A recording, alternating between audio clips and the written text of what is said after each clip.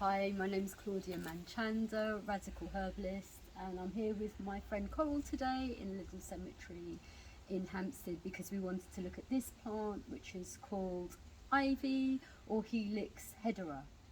And ivy is, it means vine, and as you can see, it's a vine that's growing all over this tree, and its botanical name is Helix hedera.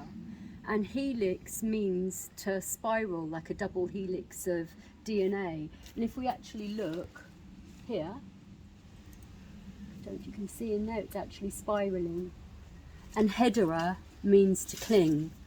And you can see it's clinging onto this tree. And the plant is a symbol of fidelity.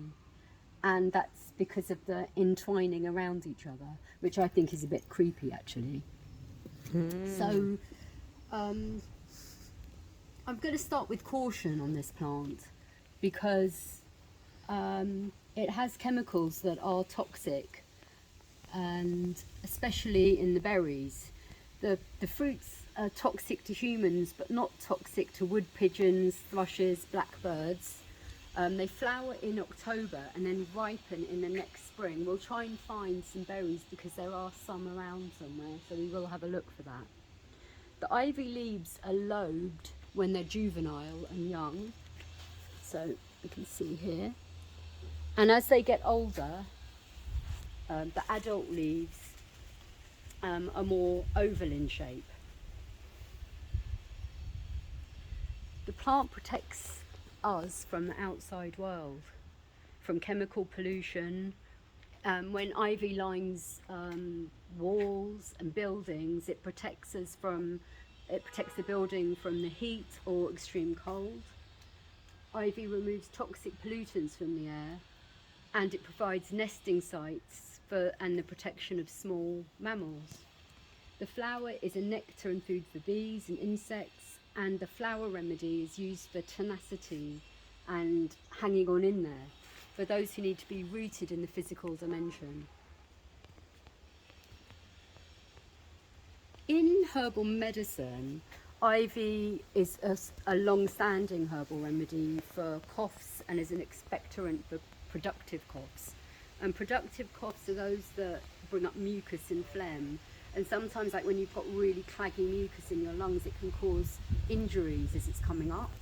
And one of the medical names for like coughing fits is called paroxysms. And ivy's been used traditionally for paroxysms. If you go to chemists today, there's a Swiss brand of cough medicine which contains ivy leaf, thyme, licorice root, a tiny bit of anise seed oil, essential oil, eucalyptus oil, and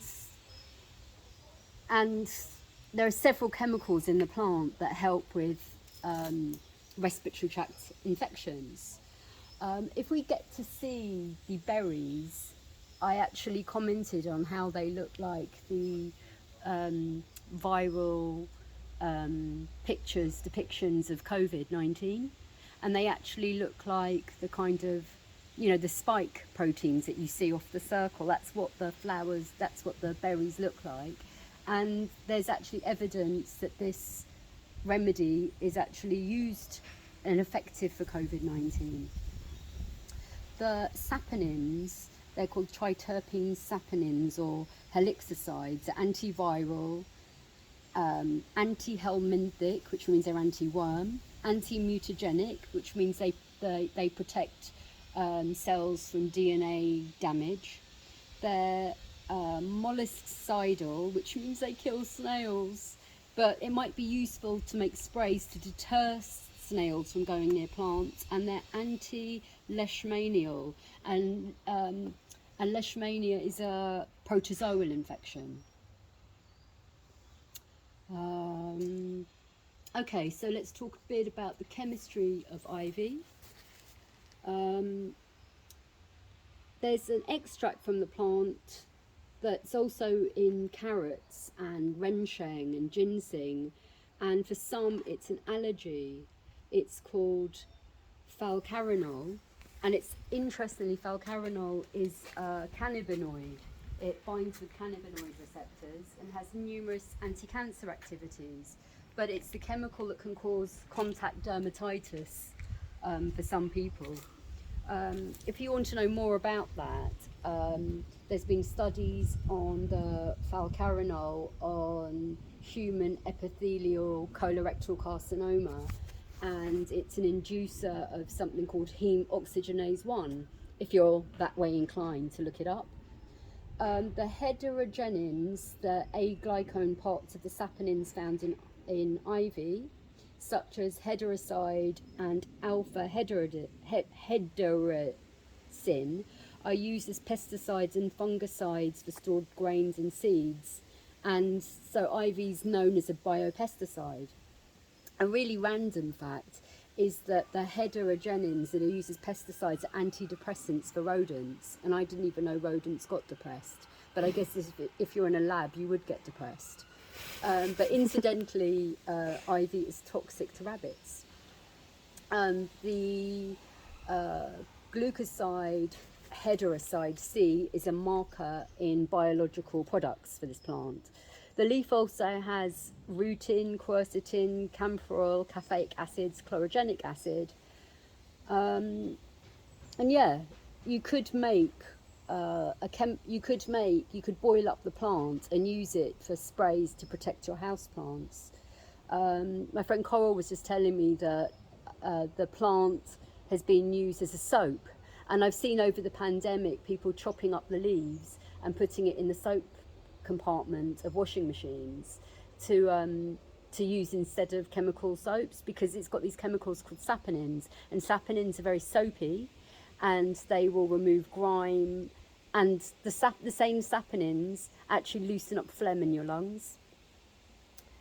There's another chemical in the seeds and a tiny bit in the leaves, not greatly in the leaves, and it's called a metin, and the chemical is an alkaloid, and it's in a pekicac, and in high amounts it would induce vomiting and would kill protozoa, and at high amounts it's cardiotoxic, so it damages the heart, but in very low amounts it stimulates the removal of phlegm in the lungs. I would like to say though that in the past people have actually died from overdosing on these alkaloids.